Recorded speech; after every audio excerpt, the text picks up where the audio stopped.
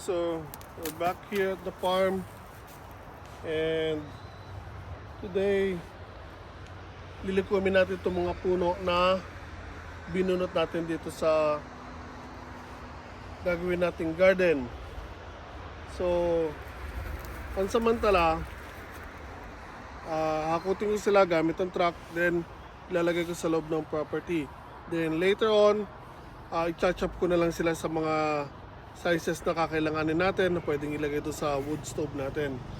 So ang kailangan muna natin kasing gawin is i-clear tong mga basura dito na naipon natin.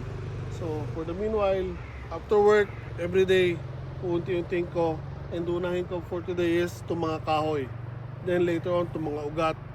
Then again, yung mga damo na mahahaba. Ayun, hindi ko pa sure kung papadaanan ko ng grass cutter or papadaanin ko na lang sa wood chipper. Actually, kung wood chipper ang gagamitin ko, mas mabilis. Dahil pagdaan nila sa wood chipper, pira-piraso na, and kakalat lang natin dito at magiging pataba na rin sila later on. So, samantala, karga ko muna itong mga kahoy dahil hapon na, guys.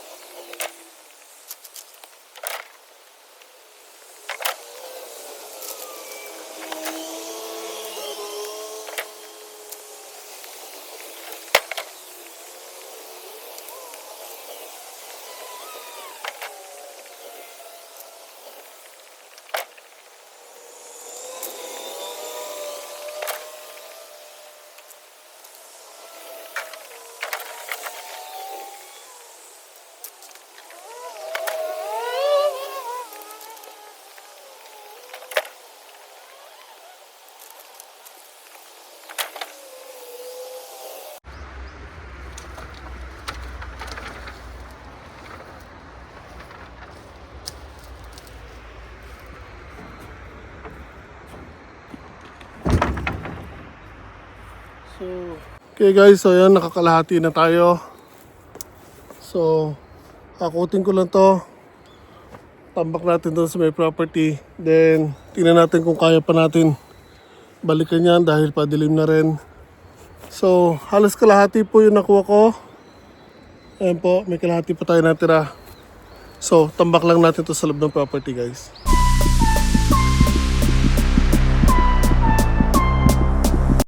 Tambak muna natin sa loob.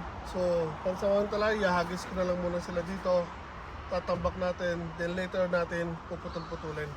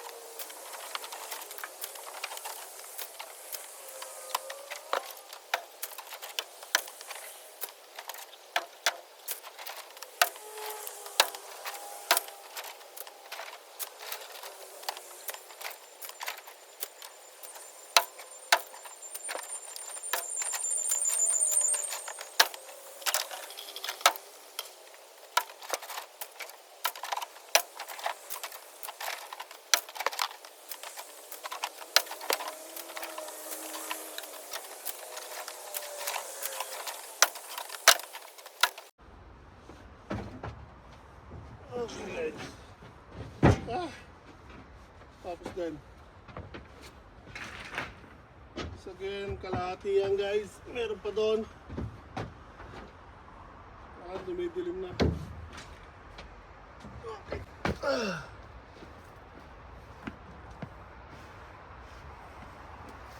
So pinag-iisip ako kung hahakutin ko pa rin yun o hindi. Kailangan ko pa kasi mag-grocery. So alas 5 na guys. Try natin kunin ng 30 minutes to.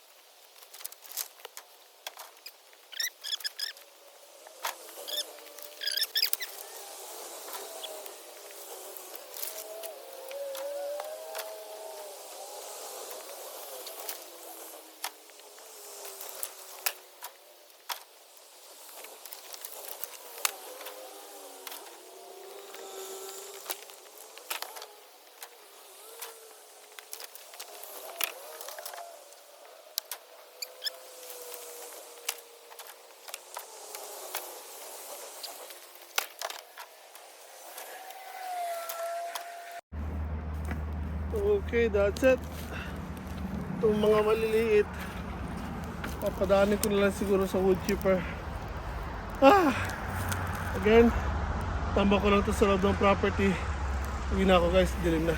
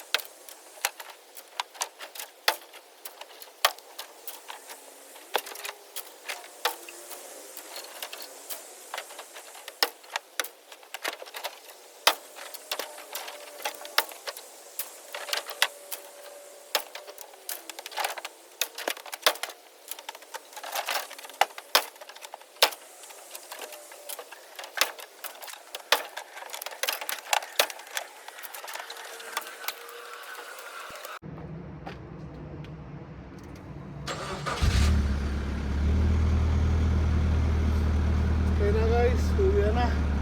Madilim na.